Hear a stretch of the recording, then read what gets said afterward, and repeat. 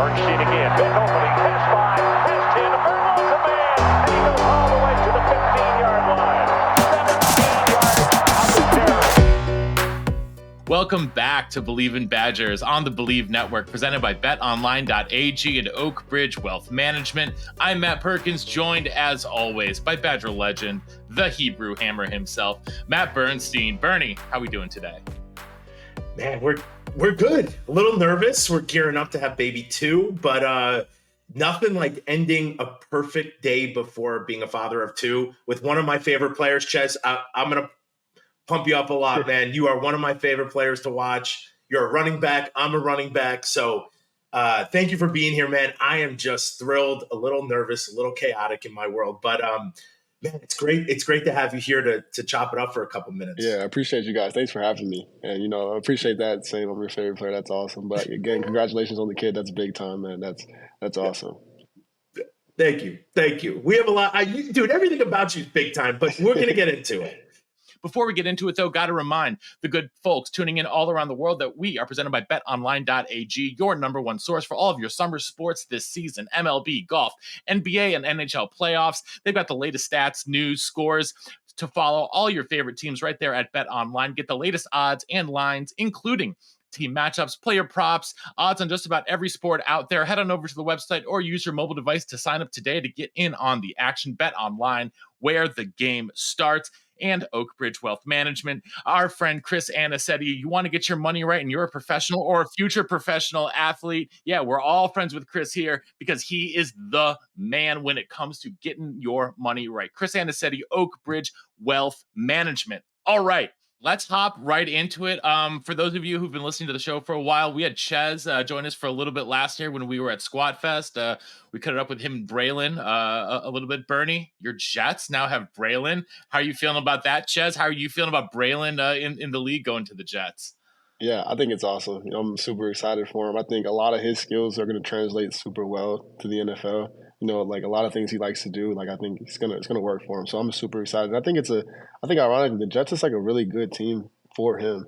I think they kind of have a good situation at running back with Breece Hall, but I don't think they have a back that can do some of the things that he does really well. So I think it's a good situation for him. I couldn't be happier. When you see a Badger go to the Jets, I'm a Jets fan. That's why I love the Badgers more, because they stink. But I agree that they're changing a lot of things there, and to get Badgers on the Jets makes me so happy. Brooks Bollinger was like one of my favorite of all time. Altoon. I can go into this for days. We don't want to be here forever talking about the Jets. That's not what this podcast is about. But it's really cool, and I think Braylon brings a unique, different game than Breece Hall. So I think he's going to get a lot of playing time, and I think he's going to he's 20 years old. He can play 20 years. Exactly. And still not be old in the league. Like, it's nuts. Everything about that is bananas, but it's really great. It's really good. Well, let's get into it here. Enough about your former backfield mate. Let's talk about you here. We want to know, first of all, how are you feeling? How's your recovery been? And Yeah. I know you've been, I've seen and talked to people around practice, said you look like you're pretty much back to 100% on the field, but how have you been feeling and how's the rehab been going? Yeah, really good. I mean, the rehab process, for as ugly as the injury it looked, like it ironically wasn't that crazy of a rehab process. Obviously you have to get the ankle fixed, but like once you come out of that first two and a half months, like it's pretty much like smooth sailings. Not smooth sailings, but it's not a difficult rehab. It's really just like how you can tolerate and how you can come back. And so once I figured like it was just really kind of up to like how I wanted to do things, it was really easy. Coach Fick early on wasn't sure what my spring ball was gonna look like, and I knew I would look good, so I figured they were going to let me go. And the more and more I did, the more and more comfortable with everyone just letting me just go and just kind of just turn into just me just practicing. So honestly, it's going really well. I feel good.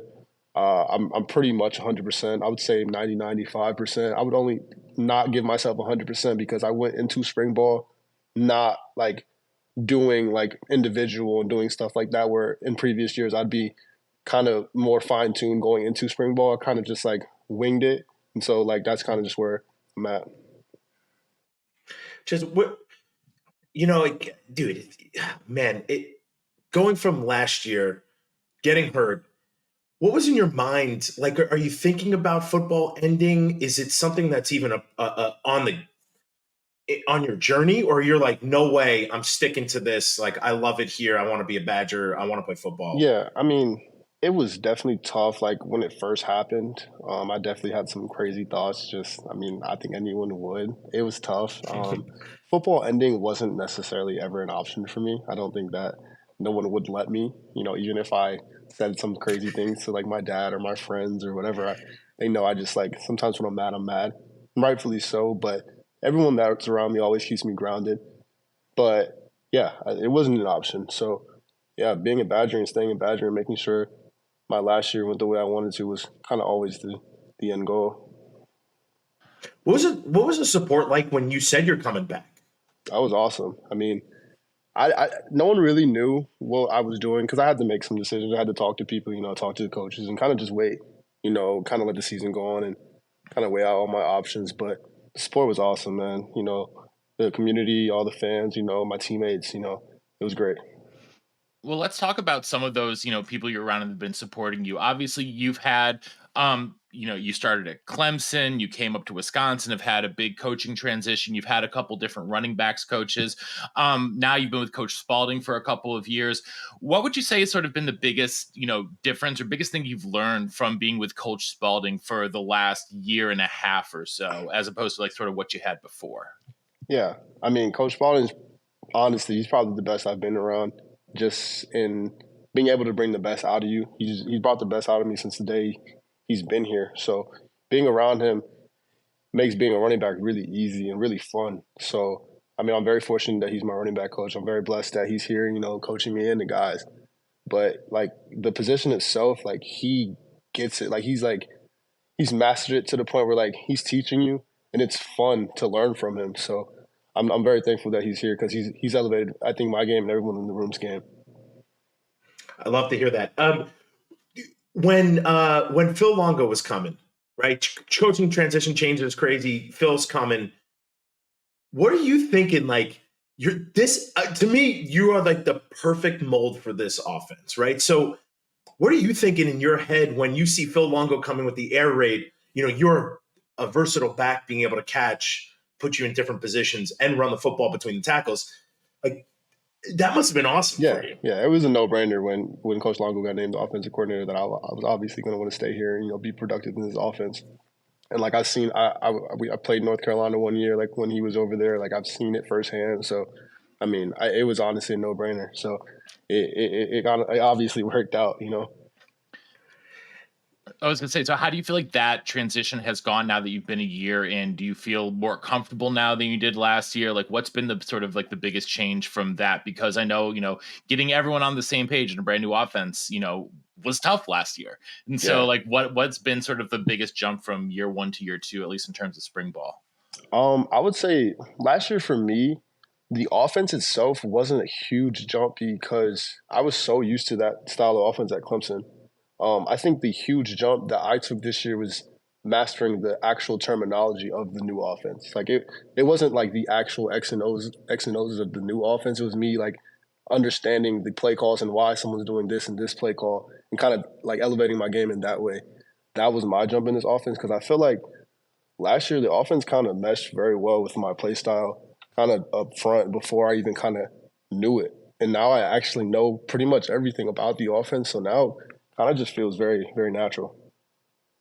Like you can go out and just play fast. Right. No thinking. No thinking. Yeah. That's there's nothing better in football when you literally don't have to think and you can just do things because you have experienced it and you feel confident doing it. Exactly. So I gotta ask this question because it's so different than 2000. When did I graduate? 05. Right. So what's it like to be in a room that it could potentially change each year? And, you're welcoming not only recruits in, which is normal, but you could be welcoming transfers in. What's that like for a veteran like you who's been in the room for a while? Yeah, I mean, it's definitely like interesting because I kind of started playing ball before the transfer portal and all that stuff kind of started happening. So, I mean, yeah, it's kind of a new world for me as well. But, I mean, it's kind of also not anything new. I mean, a transfer coming in is not – so I wouldn't think it's like anything more than like I wouldn't say a freshman because they're obviously very different because they understand college. But, you know, you treat them the same as like it's a new brother coming in. You know, they're obviously here for a reason to help with something, some way, somehow, and you kind of just take them in. You know, embrace them as family. That's so cool. So you and Jackson, I guess, and Yakimelli are pretty much like what the elders in the room, Yeah, so to say. and Tawi's older than me, so age wise. But he's so, new yeah. to the room. But he's new to the He's new room. to the He's room, new to the but room. yeah, the Yeah. elder wise, yeah, me, Jackson, and Yaker, yeah, I guess, you know, pretty old, the So- old guys. How do you guys like? So like, you guys must be a tight circle. So has it been difficult to get the young guys and some of the transfers in, or is it just literally it's just like you guys are here and we're brothers right off the bat? I mean, you play ball, you know, like you're here so much and you do so much with the guys that like it's your brothers because like you're here all day, like so you have to. You have no choice. Like you're with these people all day, all day long. So you have to like you embrace them as family. You go to the same classes, you Yeah. might live together, like, Yeah. literally 24/7. You're with people. Exactly. I love it. Have the three of you kind of taken leadership roles and said, "Hey, let's help these dudes so we can all get up to speed because we're all going to play in some way, shape, or form"? Yeah, most definitely. I mean, and also Coach Spalding just does such a good job of explaining everything, and like he in the meeting rooms, like he does a really good job of just making sure everyone understands like their assignments, their jobs, and he makes the running back position very, very easy. He simplifies it so everyone understands it. So, what would you describe Coach Spalding's style like in the meeting room, right? Like, does he run like, is it intense meetings? Are they a little bit more loose? Is he funny? Is it like, what's the, like, take us in the room with you when you guys are watching film, you having sort of, you know, before you go on the field? Yeah. I mean, with Coach Spalding, it depends on the day, you know, but he's never gonna like sugarcoat things. He's always gonna give everything to you straight. And definitely before like a big scrimmage or before games, he gives the best pregame speeches. You're definitely gonna run. You want to run through a wall before a game. You know he does a really good job of getting us going. But you know when it just comes to just watching film, I think that's where I learned the most from him. He just understands the game so well, like because he played the running back position as well. So like when he explains things, he explains it like he's in your seat, like he's been there. So like he makes everything so easy. It's not like you're sitting there and you're just mad confused because everyone's been in like some type of seat, some point in life, learning something in the class, and they're just sitting there so confused. He doesn't even let you be confused. If he sees that you're confused, he's gonna make you not confused. So like being in the room with him is like it's fun. You know, you learn. We play like we have like games like we do formations that like whoever draws a formation the fastest, you know, gets points. Like we do different things like that to like make football fun. And so you're in your second year and a half with Coach Longo. Mm-hmm. So I'm going to ask the same question, but about Coach Longo and the offensive meeting room, because I would assume you sit as a whole group, and then also Coach Fickle. You know, they've been doing some crazy things at Wisconsin. You've been there for both iterations, I guess, but even like recruiting.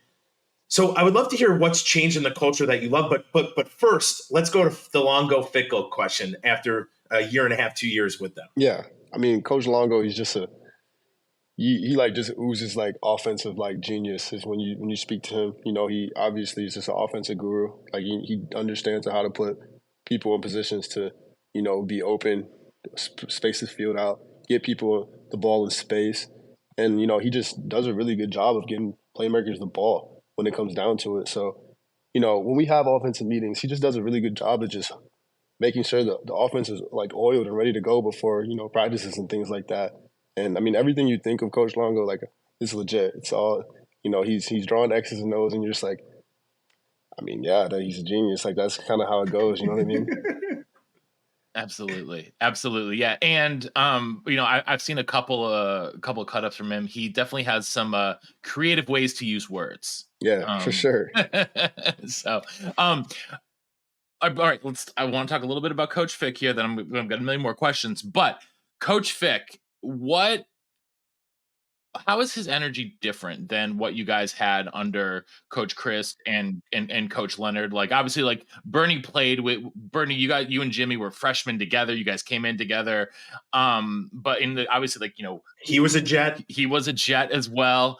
But what's been sort of what's sort of been the biggest shift, I guess, in terms of like either like energy or thought process or something in the last sort of in the new regime? Yeah, I mean, with Coach Fick, it's honestly everything's just a sense of urgency. You know, it's never and it's a sense of urgency even with like the little things. It's, you know, how you walk up the steps. You're not allowed to take the elevator. You know, it's how you're walking onto the practice field. You know, all those things matter to him, and once you kind of understand that and grasp that, like it just starts to become innate. Like you don't do those things that will especially as like a leader. You know, if you're walking up the steps like mad slow, like you just can't do that. You know what I mean? And it's little things like that that kind of go a long way and translate. So I mean, and those are just like the small things. Obviously, the bigger things when it comes to like on the field stuff and just like the sense of urgency in the whole program when it comes to just obviously with like recruiting and I think we've done a good job of like actually like going out and not just recruiting the Midwest. I think we're trying to like dabble in other areas, the South, the West, like doing things that like, I don't necessarily think we did an amazing job of in the past. We were just talking about we're spanning the entire country. Yeah. We are in New Mexico. Yeah. Like we're all over the place. Exactly. Which I love that they have the chutzpah. I don't want to say, I don't know. I guess I'll say it. Sorry, Carrie, my wife's mom. They got the balls to go into Ohio and Pennsylvania and Florida and Texas and say like, listen, dude, you guys have some of the best players and we're going to take them. Exactly. Like, I love that. So speaking of those guys, though, you've had two new faces in your room right now. We talked about Tawi a little bit. He's got a bunch of veteran experience, and then obviously Gideon is in there now as an early enrollee. Talk to us a little bit about both of those guys and sort of what they've brought to your room since January, since they got here. Yeah, I think Tawi's came in and kind of put his head down and he's done an amazing job. I think he definitely adds obviously that experience to the room that besides me and Jackson and Cade a little bit, having those games at the end of the season, he brings a ton of experience and kind of adds that bruising back factor that, not that I'm saying I'm not a bruiser, but he really is a legit bruiser. Like he'll run through somebody. So I was going to say he brought quads to the room is what he brought. Yeah. Like he came in and kind of he's done a great job. And Gideon, ironically, is like very similar to it. Okay, let's say in 3 years, Gideon should be Tawi. That's just how I look at how he can progress and be just like they're similar in build, they're similar in height, like they're similar in play style. And I think that is Gideon's like ceiling is, kind of close to Tawi. I think they do similar things. So I think if he stays on the right path, he's going to do great things here. And sort of what advice have you given Tawi as a transfer into Wisconsin, right? Because you're the only transfer back in the room. Like what's the advice that you've given him on how to adapt to living in Madison? Because let's face it, like Norman, Oklahoma, it's not quite as cold as the winters in Madison. Yeah, no, I mean, honestly, I still having trouble adapting to the winters. Not gonna lie to you, like it's tough. Like I tell him like, bro, like it's just January and February and March too. So I told him I was like, after we get through these 3-4 months, like, bro, Madison's like it's legit. Like it's a good time, and like we're starting to see it now. Like it's starting to get real nice out now. So like now he's starting to like actually believe me. But in January and February, you don't really see the light at the end of the tunnel. So like this time of the year is actually like Madison's nice. You burrow up in the McLean and don't ever leave. Yeah, exactly.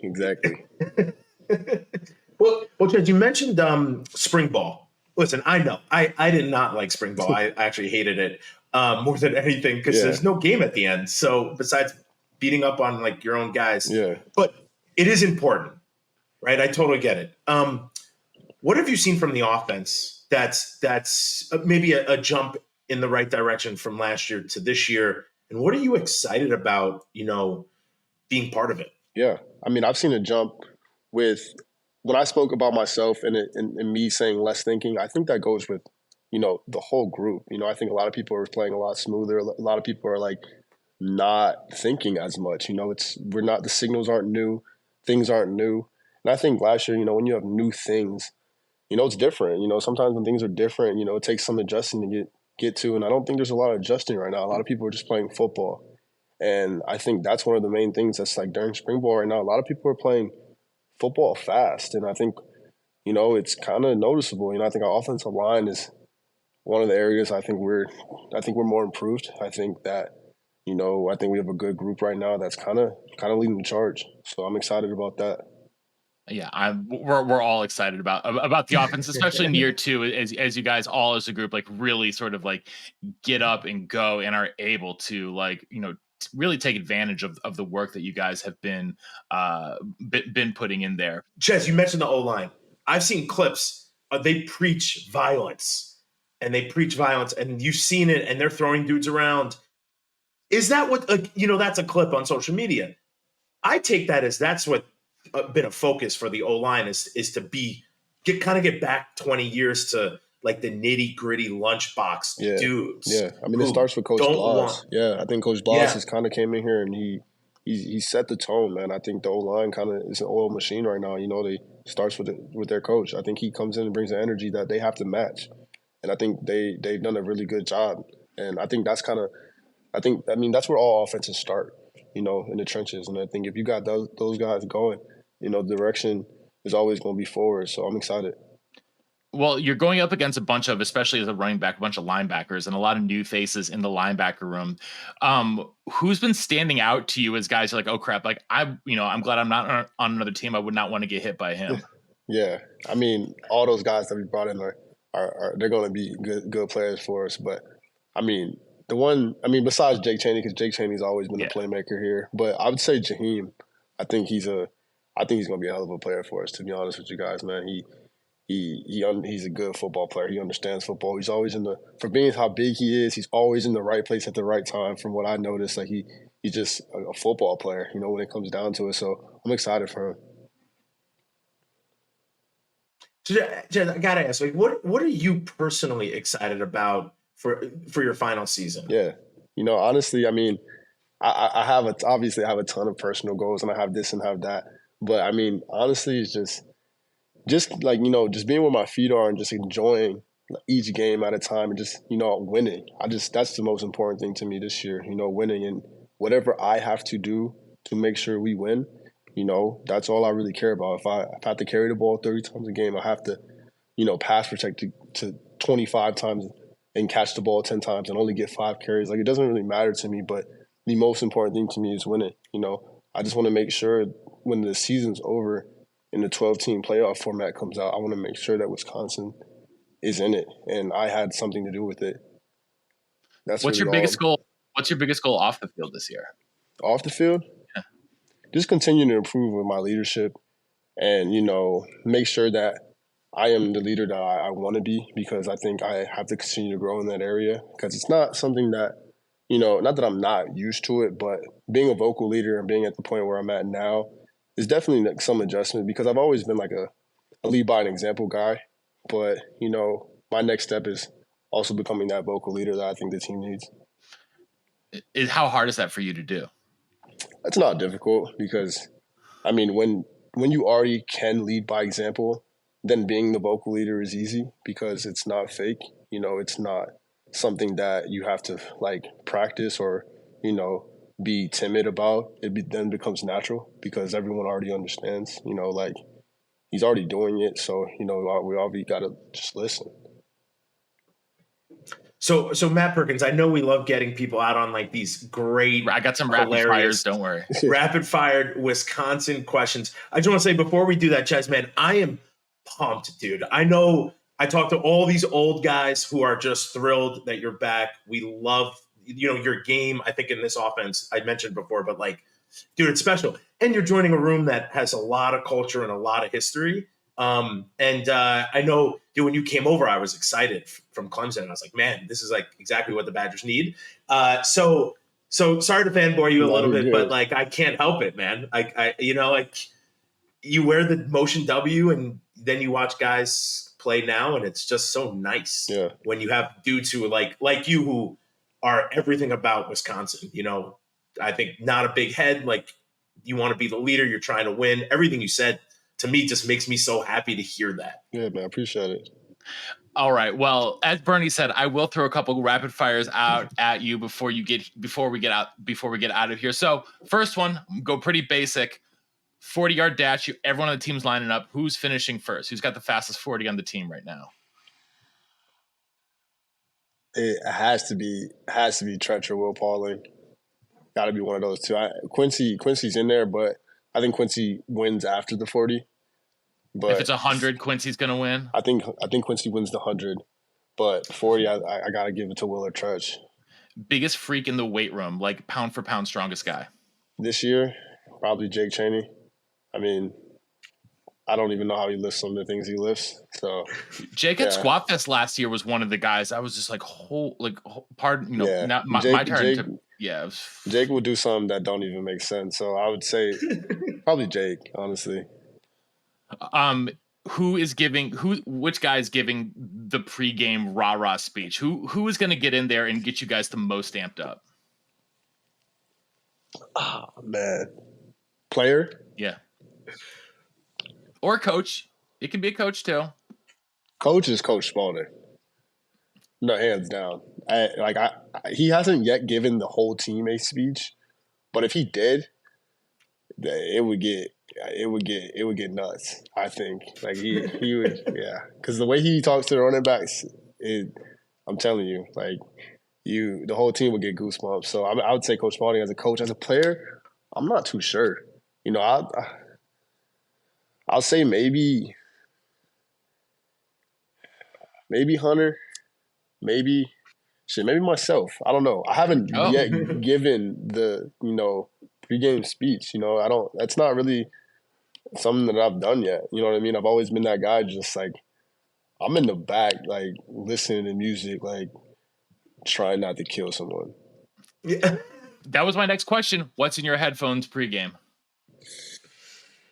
Pregame, it depends what type of mood I'm in, but it's probably going to be like a Future or a Young Boy or probably one of those two. That and a mix of those two. Friday night in the off season, you're going out to dinner. What's your top choice of places to go to in Madison? Naples 15. Naples 15. A lot of guys like Naples 15. What are you ordering? Sal don't let me order. He just throws things out at me. I've been there about 4 or 5 times now, and I have yet to actually order anything off the menu. It must be nice. Yeah. It's kind of nice. Oh man, that's so cool. Yep. And last thing I ask you, what's your favorite class you're taking this semester? I'm in grad school now, so it's not anything crazy. So I mean, I'm in these leadership classes, and they're pretty smooth. So I'm learning a bunch about just coaching styles and stuff like that. I have this one class where Phil Jackson is on a Zoom teaching about a coaching style. So probably that class, just getting to hear from a great coach like that, just learning some of his point of views on stuff. It was pretty cool. Not bad. You go from Phil Jackson class in the morning to Coach Fick in the afternoon, and exactly. who knows in between. That's that's got to be a lot of fun. And then finally, what do you want to be remembered for at UW? If someone says Chez Mellusi, what do you want your legacy to be? Yeah, I think just being obviously the best version of myself, but when people just say my name, I just want people to remember just when I stepped on the field, just how every single time, I left it all out there every single time. I don't think there's any circumstance where you don't think that I was out there trying not to give it my all. I would say I want to be the best running back to ever come through here, but I'm realistic. There's obviously some absolute monuments that you would have to pass up. So, I think it's just being the best version of Chez. And I think that when you bring up Chez, you're going to say sometimes he just did whatever it took. And that's kind of just what I want people to remember me as. Dude, you're going to be good at those pregame speeches, man. Because that got me fired up, dude. I'm ready to be a parent of a number 2 now. Yes, sir. I just I'll text you, Chez, and be like, yo, give me a little bit real quick. Give me a little bit. I got to be the best Matt Bernstein I could be. I love it. Dude, Chez, listen, you speak extreme. I mean, you're going to be a good leader, dude. If you're not I'm not in the locker room, but from what you're saying, it's all the right things. I mean, that people want to follow, dude. I'm just amped for this season and for you. I feel like the jump we're going to make this year is going to be huge, and I think you're going to be a huge part of that. I think so too. I appreciate that, guys. For sure. Well, I think that's a perfect place for us to end it here today on Believe in Badgers. Thank you for everyone to tuning in to Believe in Badgers on the Believe Network, presented by betonline.ag and Oak Ridge Wealth Management. We appreciate all y'all taking the time to spend it here with us. We appreciate Chez taking time out of his busy schedule to spend it with us. Bernie, good luck. A pre-congratulations on number 2. And Thank you. Until next time, on Wisconsin. On Wisconsin. Yes, sir.